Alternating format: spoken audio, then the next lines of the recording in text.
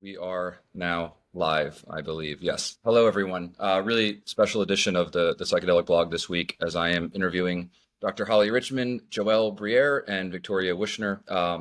For those that have been following the blog for a while, you'll recognize Victoria. We did an awesome interview on 5-MeO DMT about a year ago. And what catalyzed this discussion was I had come across a post on LinkedIn from Victoria about a couples retreat involving 5-MeO that they're doing.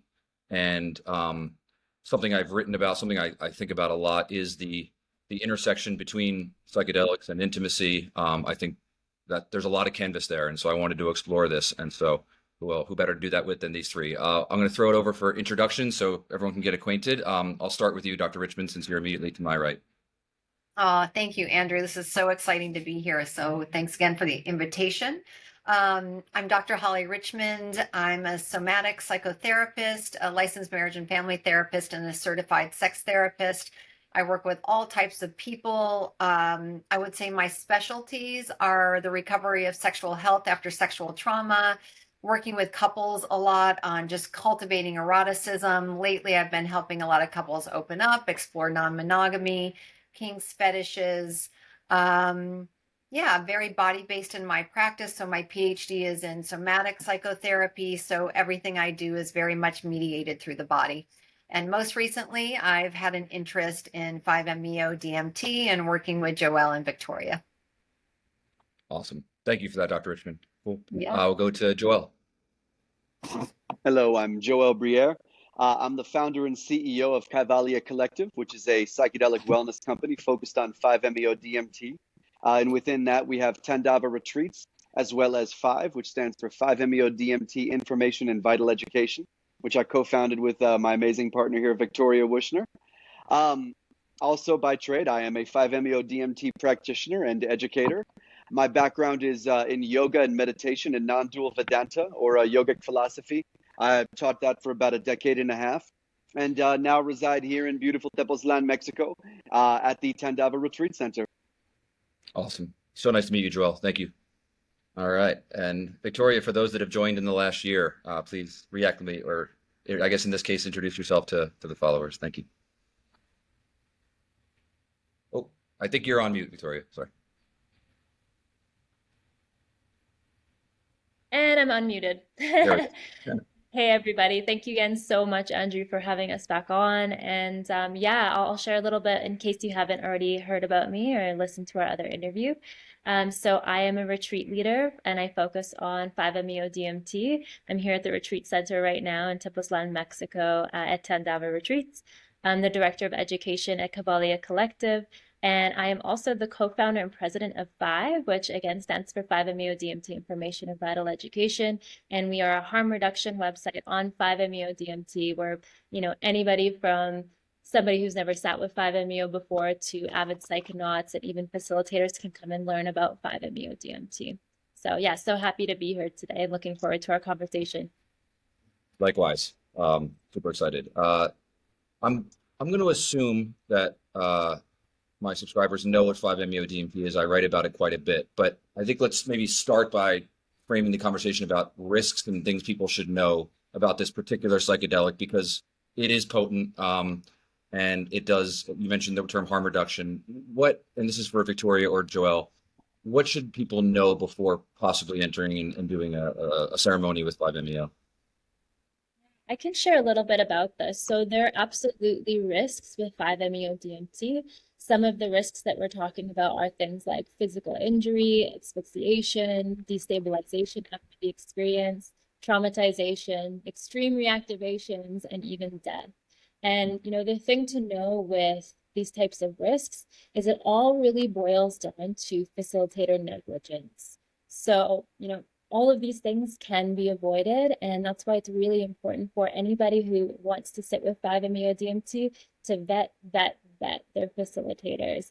You want somebody who has a very thorough preparation process, which includes a screening protocol, written, of course, as well as an integration protocol afterwards. So we're asking a ton of questions. Where did you get your training? How long was your training? Do you have screening protocols included? Are there emergency protocols included? And for anybody that's interested in working with 5-MeO, if you head to the 5 website, there's a huge list of questions that you can ask. So yes, there are risks, but they can be avoided if we approach it safely and responsibly. All right, thank you for that. Dr. Richmond, I'm going to go to you. Where do you see the intersection between 5-MeO and human sexuality?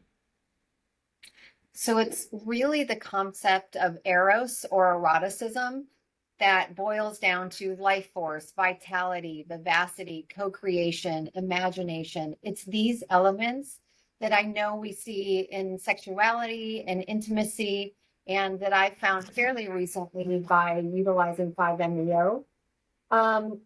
It also offers a lens past our defenses. So when we're taking the medicine, when we're using the medicine, we can put down or try to put down that ego, and the medicine is a facilitator for that. So we can see more of our true selves. We can connect with our partners in a deeper way. The other thing that I didn't even know until I met Victoria and Joelle is this non-dual philosophy.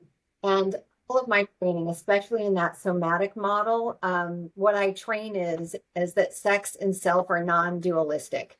So there's not self over here and sex over here. Self and sex are one and the same. So when I came to the medicine, I just see so many threads of eroticism, eros, creativity, vivacity, and non-duality just bundled up perfectly here. Very cool. I'm curious that catalyzed a lot of questions and thoughts. Yeah. How much in your work, Dr. Richmond, how much like self-suppression do you think leads to the inability to truly connect in a sexual way with your partner? A huge amount. A huge amount of just that resistance to being vulnerable, that resistance to being seen, and the medicine just gets through those walls in a really beautiful, as Victoria said, safe way. It makes all the difference. So I think I'm not sure if you know, within the month of September, so we're doing a 5-day women's retreats for survivors of sexual trauma. And then 5 days after that is the couples retreat focusing on eroticism. So I think in both of those ways, whether we're healing from trauma or whether we just want to be a more fully embodied sexual selves, the medicine just supports that process beautifully. Very cool. Going over to Joelle and Victoria, you mentioned your partners. What I'm curious and share what you feel comfortable sharing, like what role has 5-MeO played in intimacy, and how do you see, with couples and people that you've facilitated this beautiful medicine with, what role do you ultimately see this couples retreat playing? Oh, so many roles, so many roles. Just accidentally muted myself. So, with 5-MeO DMT, we can talk about a few different levels here. On one hand, there's, just as we were just discussing, there's so much shame around sexuality. There's so much trauma around sexuality. So of course, there's the healing component of that, and the opening that it allows us into our deepest parts of our psyche. But also, in the peak experience of 5-MeO DMT, it can be a whole lot like an infinite, expansive orgasm. There is something very sensual about the peak experience of 5-MeO DMT.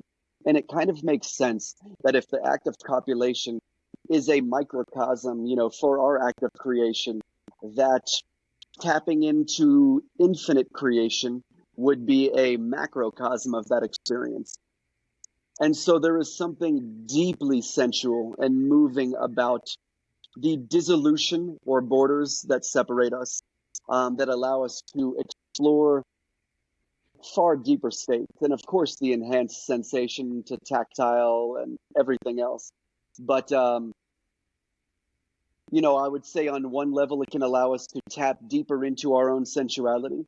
On another level, it can allow us to come together as a stronger couple by really getting to acknowledge and understand the barriers between us and our own traumas, our own insecurities. But allowing that type of unfettered exploration into the unknown together as a couple. I mean, that's as juicy as it gets as far as I'm concerned. Unfettered exploration into the unknown is a beautiful quote. I love that, man. Victoria, anything you would add there?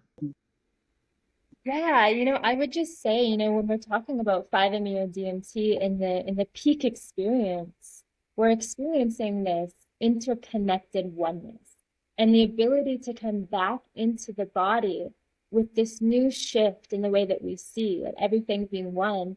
There's a lot of healing that can take place because, when we're talking about relationships, particularly maybe relationships that are kind of going through a tumultuous time, there can be this separation that's been built up over time. And to come back into the body with this understanding inside of us and this remembrance of oneness, suddenly all those walls can start to dissolve and dissipate. And if we're in a container like the one that we're creating right now and we're putting on for these couples that are coming, if we're in a proper container to really nurture that, especially when we're in a state of neuroplasticity, there can be huge transformation that occurs because especially those rocky relationships, we can kind of get stuck in these ruts, these ways of thinking in a relationship. And if we have, for example, somebody who's an expert in their field and the proper container for it, we can shift the way that we think about intimacy and the way that we show up for it to a completely new way. And then they can take it back into their relationships and their beyond the retreat center, essentially, to create that transformation. That makes sense. Yeah, it's beautiful. I attended a 5-MeO ceremony with an ex-partner, and her ceremony, after I went first, and upon her experience with the medicine, like she called me over, and we had this incredible, like, intimate embrace, and in front of a group of people. So I think the idea of a more of a private couples retreat sounds a lot more enticing, but it was a complete. And it was at a time where both of us were under a lot of stress. The relationship was under stress, and it catalyzed a complete cessation from that.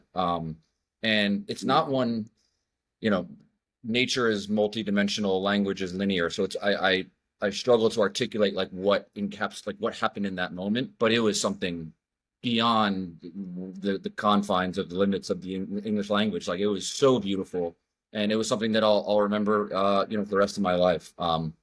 So. Yeah, this speaks to me.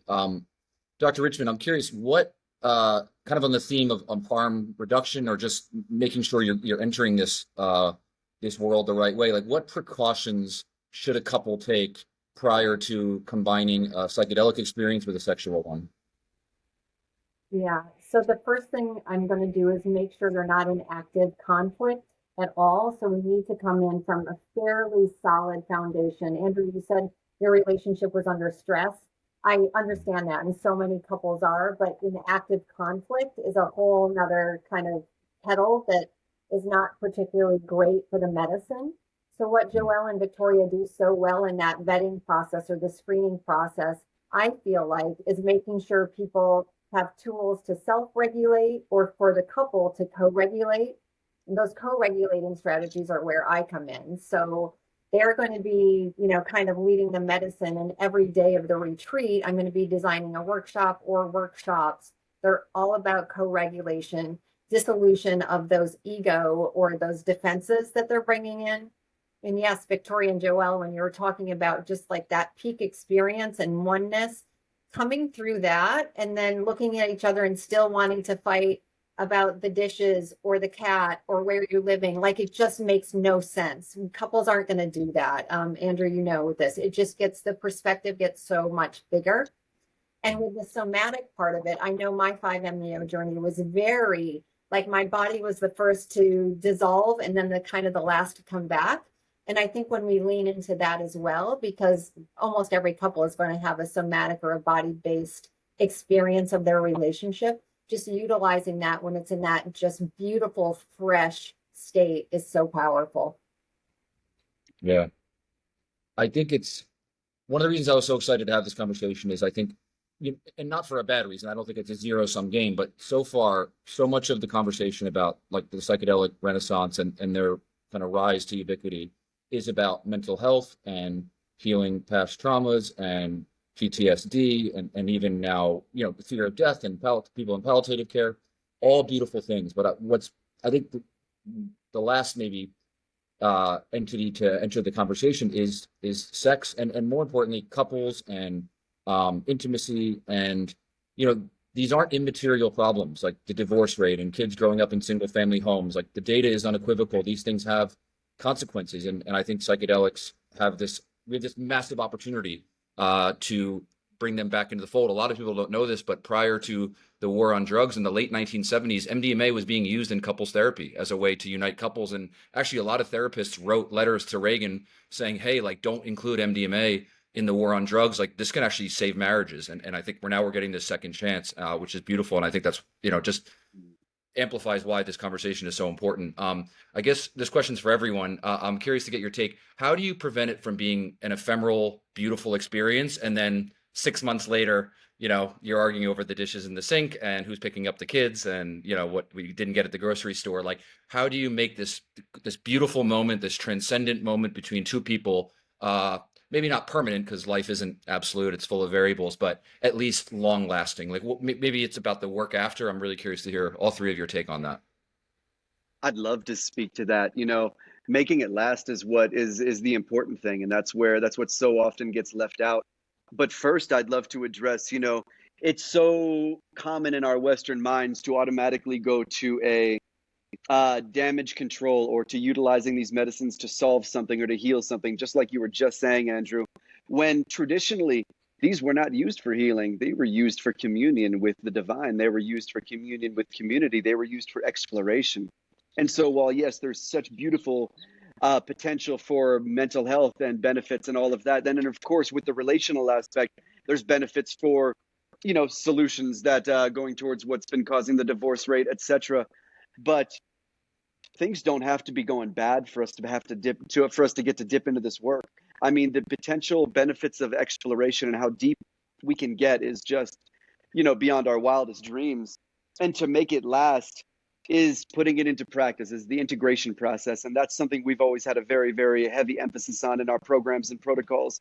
Every participant who does a retreat with us gets assigned their own integration specialist that they work with for 4 weeks afterwards to really draw content from that ineffable experience and allow it to make meaning in our daily life. Because as we've just said, the peak experience of 5-MeO is completely ineffable. It's beyond what the mind can conceive, and therefore can be very difficult to make relevant in our daily life if it's not content that we can really understand or grasp. So integration is of vital importance in this process. And not only that, we're in such an acute state of neuroplasticity to where we're so ripe for producing new neural pathways, forming new patterns literally of how we'd like to experience our life. And so when we get to team up with amazing specialists like Dr. Holly, who's able to offer practical tools and stuff that these couples will be able to take home and put into practice while they're in the state of neuroplasticity, forming new habits, forming new ways of self-care and care for each other, is how it lasts. It's really, it's how this becomes something more than just a peak experience, that kind of fades away. We want to promote growth that really lasts. So then the next time we're dipping into some work like this, it's to get to a whole new another level, and not because we regressed back to where we were, 6 months to a year prior. So well said, man. I loved all of that. Right. Victoria, do you want to chime in there, or anyone else? Love that. Yeah, that was perfectly said. I think the only other thing that I would mention is kind of the mindset and behavior of both partners going into the experience. That makes such a difference. The willingness to engage with the process, whatever comes up, whether it's blissful and filled with unconditional love, or it's terrifying and it's challenging and it's rocky. There's this kind of understanding between both members of this couple that whatever it is, we're going to weather the storm together. We're in it for the long haul. And, that's really where we see the biggest transformation in participants, are these people who are willing to engage with that. So I think that's the only thing I'd add. Andrew, I Dr. think my Holly, last comment yeah, there would be, sure. It's such a beautiful tool for self-regulation. So when a couple is having a challenge, when they're arguing, often we can't hold ourselves, and if we can't hold ourselves, we certainly can't hold our partner. So I think what the medicine offers is a greater tool to be able to self-regulate, right? So on that scale of 1 to 10, 10 being full-on panic attack or anger or whatever is coming here, we can modulate so we can, keep ourselves below a 7 so we can actually have a productive conversation. And the second piece of that is co-regulation. So we're going to be doing a ton of co-regulating experiences during the retreat that are going to help with the communication and just seeing each other and holding each other long down the road. And I just didn't want to miss that the retreat's going to be sexy as well. So there's going to be sex talk and sexual exploration. So it's not just all communication and intimacy, but we wanted to layer in like the sexy pieces too. Yeah, have some fucking fun, right? Yeah. You Um, know, I love can't that. forget the sexy pieces. Yeah, you can't. Well, it's interesting. You, I've explored this world obviously, and I've been at parties, and this thing comes up, and I forget that I'm kind of on the other side of a lot of this work and exploration, and even saying things like, "Oh man, my partner looks so fucking beautiful right now," is kind of met with like, "Oh, like that's we're only allowed to talk about traffic on the highway and these topical." And just becomes people just mutually mystifying each other with top of the iceberg stuff. And one of the things I love, I guess I'm framing this in the sense that I love this idea because why isn't this something that we talk about? Why isn't sexuality and intimacy, and why is that considered so taboo, and where other things we talk about readily? And I think yeah, I think the advent of psychedelics and work that the three of you are doing can really start to like shape that narrative. Any story? I know the retreat hasn't happened yet, but I also know all three of you are really experienced working with this medicine and couples and people in general. Any anecdotes, personally, professionally? I would love to hear like any stories of people that you've worked with. Obviously, will remain anonymous, but that have kind of went through similar work, whether it was with psychedelics, sexuality, a combination of both, and like the before and after. I would love to hear about for whoever wants to share. Joelle and Victoria, any couples that have come to you that, because yeah, we haven't done the retreat yet. I have a lot of couples who have used medicine before, but not 5-MeO DMT. And Hmm. nothing against any other medicines, but I'm seeing them now, and whatever they've been using, it hasn't stuck. It's that sticking piece of like, how do we continue that integration so they can self-regulate and co-regulate and find those pieces of intimacy 3-4 months down the road, 3-4 years down the road. Hmm. Yeah. I I know. Yeah, go ahead, Joelle. I was just gonna say I could speak a little vaguely to, to our personal experience. Victoria and my relationship was founded on psychedelic and sexual exploration. And especially the beginning of our relationship, we had space to where we were able to dive very, very deep. And the the specialness of being able to dive in beyond the thinking mind with a loving partner cannot be underestimated. It is talk about getting to dive deep in with someone in a much shorter amount of time, getting to know someone on such a deep level, on not just a mental and intellectual level, not just a physical level, but down to a soul level, traveling dimensions that cannot be fathomed or conceived. That allowed, I think, a very, very strong foundation in our relationship and a very beautiful understanding of each other, and allowed us to set forward into what was to be the busiest time of both of our lives for what's now been the past few years, and to allow us to be able to handle and navigate that wild storm together. I don't think we'd be where we were if we didn't have that time steeped in deep reverence, to the ineffable, with one another. Right. That was my buttoned up, very rated PG way No, that was of going into it. well, I appreciate you don't have to sanitize here, but very eloquent. I'm glad I don't have to follow that because that was really fucking well spoken. But Victoria, anything you'd add there?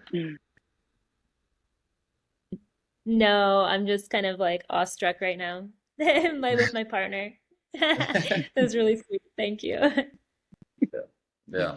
No, I'll share my, actually, I'll share and then I'll it kind of turn this into a question. One of the things that I noticed after this 5-MeO DMT ceremony that a partner and I had was, and I don't know what would catalyze it, but in the months that followed, maybe even years, sometimes it would be, we enjoyed cannabis. Maybe we'd smoke a joint or do like, have like a small, like a microdose of psilocybin. And we would have these experiences. Not every, I don't want to, exaggerate or misrepresent. It wouldn't be every single, sexual encounter. Oh, by the way, if you're listening to this, mom, you might want to turn this part off. She follows my blog. No, we would have these like divine, I'll steal your word, Joel, ineffable sexual experiences months after that didn't feel at all like, sometimes you have sex with your partner and it's great. It's like pizza. It's not bad, right? But it's just, you're tired after a long day and it's just, it's brief intimacy. It is what it is. But every so often, it would almost be like we revisited that time after 5-MeO, where the sex was all of the things that Joel just said. I'm not going to try to replicate because it was too beautiful, but these Sometimes the pizza's really good. yeah, just like almost like souls like coalescing, orgasms that were far longer than average, like just an absolute, coalescing of every single and like thing that compromises the human experience, physical, emotional, sexual.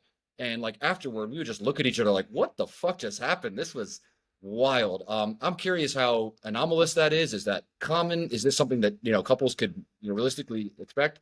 Yeah, let's turn that into a question. I I think can that's why quickly they're jump in coming, here. Andrew. Sorry, Victoria. I love it. Yeah. Yeah, I mean, the one thing that I'll say here, we're talking about sexuality, and sexuality is a direct channel to source, as are so many other plants, whether we're talking about breath work, meditation, psychedelics, sexuality, and after 5-MeO, there is a very profound opening within us. This channel is blown wide open, and any other frameworks or trajectories we take, whether it is breath work or it is sexuality, we can get there. We can go straight to the singularity and to the source. I've had incredible orgasms after 5-MeO, and so many of them, just like you said, they're lasting so much longer. They have this ineffable quality to them, and it is like, what the fuck was that? So yes, I would say that couples have the ability, if they like, after this experience, to use their intimacy, to use their sexuality to not only keep that intimacy within their relationship super strong, but also to keep the relationship to the divine open and continuing to unfold for them as well. Awesome. So I'm not alone. That's good to know. Thank you for validating our experience. So Dr. good. I'm Holly, so glad you hear your thoughts here as well. Yeah, no, I was just laughing because Andrew, after what you said, I'm like, oh my gosh, that's what all the couples are going to expect now. So thank you for that. But I think we'll get there. So there's just so many threads with 5-MeO and sexuality. So the first that we talked about is non-duality. Like that's a foundation of sex for me. The second is the quality of eros, eros, vitality, life force, all of those things that we're seeking in the medicine.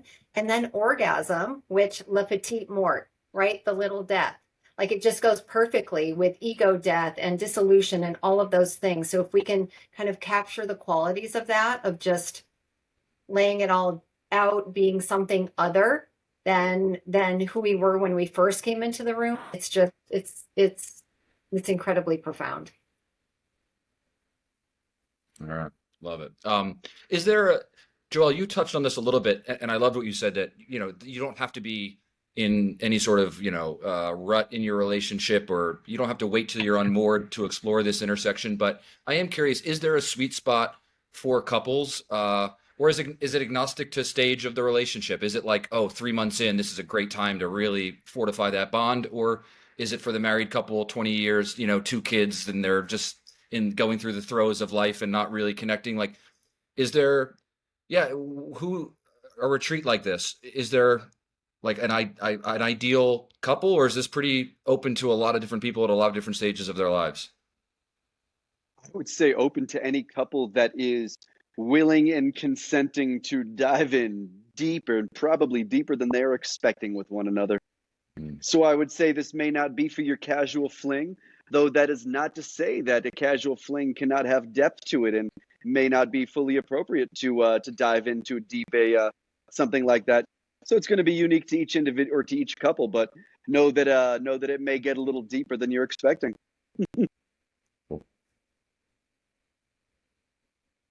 I mean, okay, so we'll coming up on time. I want to be mindful of everyone's time, but I do want to ask one last question for each of you. What do you wish you knew, before your first 5-MeO experience that would be really important? Because while I think most of my subscribers at this point know about 5-MeO, I know for a fact many of them have not yet sat with this medicine. Yeah, what do you wish you knew before you first sat with this medicine? And yeah, what would you tell someone that maybe is about to, either by themselves or with their partner for the first time? We'll start with you, Dr. Holly. Oh my goodness. I think I wish I knew a little bit more about how powerful and persistent the reactivations would be. I was not expecting that, and they have been just gifts. So they were hot and heavy with me for the first 2 months, just probably at least 2 or 3 nights a week. Some reactivation that just had an incredibly meaningful connection to my life. And as Joelle or Victoria said, I can't remember which one, that we got an integration specialist afterwards, which everyone on this retreat will as well. Having that integration specialist put those pieces together was amazing. But the reactivations have been as powerful for me almost as the medicine. Very cool. Thank you for sharing that. I'll go, Joelle. Yeah. I wish I would have known about how much more of a process it is than other medicines, and therefore honored myself with a multi kind of day container or a retreat rather than a one-day ceremony and going back to work the next day. Not that it ended up negatively in any way for me or was challenging, but to really honor and to nurture the growth that this experience can stimulate. The multi-day retreat just yeah, is the way to go. Yeah, That's so funny Victoria. because you just took mine, Joelle, but I'll expand. I'll expand. I wish that I would have known that in the process there was a falling away process that happened where we come back into our experience as human beings and things might not quite click the same way that they used to click. Maybe I don't quite identify with the clothes I used to wear or the job I used to have. And, these things can be from the smallest little thing that starts to shift to everything being different and wanting a new kind of what I call the divine reorganization, us stepping into a new us, a new identity as the old one falls away. And, it's liberating. It's so liberating, but it can also be destabilizing. So I would say I would really have loved to know that. Things did get a little bit destabilizing for a minute. Yeah.